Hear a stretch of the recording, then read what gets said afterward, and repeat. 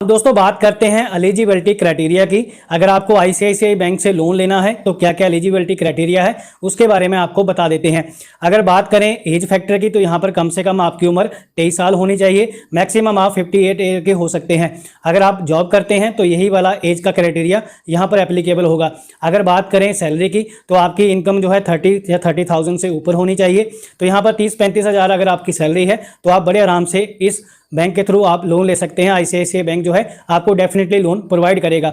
इसके अलावा अगर बात करें आपकी जॉब सिक्योरिटी की तो 2 साल आपकी जॉब पुरानी होनी चाहिए। जहां पर भी आप रह रहे हैं, आप जो भी आपका रेजिडेंस एड्रेस है वो 1 साल से पुराना होना चाहिए। मतलब 1 साल के अंदर अंदर अगर आप कहीं शिफ्ट हुए हैं तो उस केस में आपको लोन नहीं दिया जाएगा। बिजनेस वालों के लिए बात कर लेते हैं जो सेल्फ एम्प्लॉयड हैं। अगर आपकी उम्र यहाँ पर 25 साल है, 25 साल से लेकर 65 साल वाले यहाँ पर कवर किए जाते हैं। तो अगर आप बिजनेस कर रहे हैं तो आपकी टर्नओवर कम से कम 40 लाख होनी चाहिए। अगर आप प्रोफेशनल हैं तो आपका जो है 15 लाख से ऊपर की टर्नओवर होनी चाहिए यहाँ से लोन लेने के लिए। आपकी आईटीआर में कम से कम 2 लाख का प्रॉफिट होना चाहिए। अगर बात करें अगर आप प्रोफेशनल हैं, प्रोफेशनल की आईटीआर में कम से कम 1 लाख का प्रॉफिट होना चाहिए। आपके बिजनेस को चलते हुए 5 साल कम से कम होने चाहिए। अगर आप एक प्रोफेशनल हैं तो यहाँ पर आपका कम से कम प्रोफेशन 3 साल पुराना होना चाहिए। तो दोस्तों ये सारा एलिजिबिलिटी क्राइटेरिया है पर्सनल लोन लेने के लिए जो मैंने आपको यहाँ पर अच्छे से एक्सप्लेन कर दिया है। अब दोस्तों बात करते हैं डॉक्यूमेंटेशन पार्ट के बारे में। अगर आप आईसीआईसीआई बैंक से लोन लेना चाहते हैं तो क्या क्या डॉक्यूमेंट लगेंगे अब आपको उसके बारे में बता देते हैं। देखिए अगर आप सैलरीड पर्सन हैं तो आपकी यहाँ पर सैलरी स्लिप भी लगेगी, आप बैंक स्टेटमेंट लगा सकते हैं, फॉर्म 16 दे सकते हैं। इसके अलावा आधार कार्ड, पैन कार्ड की आवश्यकता रहेगी, फोटोग्राफ यहाँ पर 2 आपका लगेगा। इसके अलावा जो है आप कोई भी डॉक्यूमेंट की जरूरत नहीं होगी। आपका जो है ये सारे डॉक्यूमेंट ऑनलाइन सबमिट एप्लीकेशन में होंगे जिसके बारे में मैं आपको आगे प्रोसेस में पूरा लाइव दिखाऊंगा। तो दोस्तों यहाँ पर यही सारे डॉक्यूमेंट जो है सैलरी के केस में रहते हैं। अगर आप बिजनेसमैन हैं तो यहाँ पर आपकी आईटीआर लगेगी, बाकी सारे डॉक्यूमेंट सेम लगने वाले हैं। तो दोस्तों ये सारे डॉक्यूमेंट जो है सैलरीड पर्सन और यहाँ पर अगर आप सेल्फ एम्प्लॉयड हैं तो उस केस में आपको देने होंगे बैंक को। आपको जो है ऑनलाइन अपलोड ही करने हैं, कहीं पे आपको सबमिट नहीं करने हैं। अगर आप एलिजिबल हुए, अगर आपकी एप्लीकेशन अप्रूव हो जाती है तो विद इन 3 सेकंड आप अपने अकाउंट में पैसे ट्रांसफर कर सकते हैं। अब मैं दोस्तों आपको लोन अप्लाई करने का पूरा प्रोसेस बता देता हूं, जिसके बाद आपको पिक्चर काफी क्लियर हो जाएगी।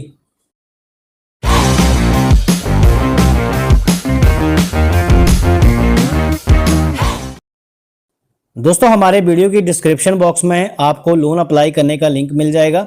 तो यहाँ पर जब आप लिंक पे क्लिक करेंगे तो ये पेज आपके सामने नजर आएगा। सबसे पहले आपको अपनी सिटी का नाम डालना है, जिस भी सिटी से आप बिलोंग करते हैं टाइप करेंगे, सिटी आ जाएगी। यहाँ पर आपको सिटी सेलेक्ट कर लेनी है। अब आपको क्या करना है, डेट ऑफ बर्थ वाला कॉलम आपको दिखाई दे रहा होगा, यहाँ पर आपको अपनी डेट ऑफ बर्थ डालनी है। जो भी डेट ऑफ बर्थ आपके पैन कार्ड के ऊपर लिखी हुई है, आधार कार्ड के ऊपर, वो आपको डाल के यहाँ पर सबमिट करना है। तो दोस्तों यहाँ पर फर्स्ट नेम डालना है, लास्ट नेम आपको डाल देना है। उसके बाद जो है आपको अपना मोबाइल नंबर डालना है। जब आप मोबाइल नंबर डालेंगे तो एक यहाँ पर रिलेशनशिप का ऑप्शन आएगा विद बैंक का। तो आपका अगर सेविंग अकाउंट है तो आपको चूज़ करना है, अगर आपका कोई और अकाउंट है तो यहाँ से आप चूज़ करेंगे और आप बताएंगे कि आपका बैंक के साथ कैसा रिलेशन है। मतलब अगर आपका सेविंग अकाउंट है तो सेविंग अकाउंट चूज़ कर लेंगे। उसके बाद जो है आपको अपना एम्प्लॉयमेंट टाइप बताना है। यहाँ पर दोस्तों आपको अपना एम्प्लॉयमेंट टाइप सेलेक्ट कर लेना है। अगर आप सैलरीड पर्सन हैं तो सैलरी चूज़ करेंगे। उसके बाद आपको अपनी कंपनी का नाम डालना है जहाँ पर आप जॉब कर रहे हैं और आपको कितना एक्सपीरियंस हो चुका है, यहाँ पर आपको एक्सपीरियंस चूज़ करना है। अब आप मंथली कितना सैलरी घर को लेकर जाते हैं ये आप यहाँ पर फिल कर देंगे। उसके बाद दोस्तों अगर आपके पास पहले से कोई लोन चल रहा है तो उसकी ईएमआई आप मेंशन कर सकते हैं, अदरवाइज यहाँ पर इसे छोड़ सकते हैं। आप टर्म एंड कंडीशन को यहाँ पर एग्री ही रहने देंगे और आपको जो है चेक एलिजिबिलिटी वाला ऑप्शन नजर आएगा, इसके ऊपर आपको सिंपल क्लिक करना है। सारी इन्फॉर्मेशन हमने यहाँ पर फिल कर दी है। अब हम इसे नेक्स्ट कर देते हैं। जब आप दोस्तों यहाँ पर नेक्स्ट करेंगे तो आपके सामने इन्फॉर्मेशन ओपन हो जाएगी। दोस्तों मैं दिल से माफ़ी मांगना चाहूँगा, आईसीआईसीआई बैंक की तरफ से हमें जो है पर्सनल लोन का ऑफर नहीं दिया गया। दोस्तों जब आप फॉर्म सबमिट करेंगे तो आपके सामने यहाँ पर लोन का ऑफर आ जाएगा। जो भी यहाँ पर बैंक आपको ऑफर करेगा आपको यहाँ पर दिखाई दे जाएगा। हमारे इस केस में हमारा क्रेडिट स्कोर इतना अच्छा नहीं है जिसकी वजह से हमें बैंक का ऑफर नहीं आया है। तो बेसिकली यहाँ पर 4 ही स्टेप फॉलो करने होते हैं।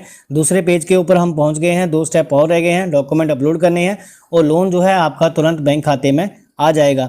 तो दोस्तों उम्मीद है आप यहाँ पर प्रोसेस समझ गए होंगे, आगे कैसे करना है आप खुद कर लीजिएगा। मैंने आपको यहाँ तक गाइड कर दिया है। अभी तक के इस वीडियो में मैंने आपको आईसीआईसीआई बैंक के पर्सनल लोन के बारे में सारी जानकारी दे दी है, लोन अप्लाई करने का भी पूरा प्रोसेस अच्छे से बता दिया है।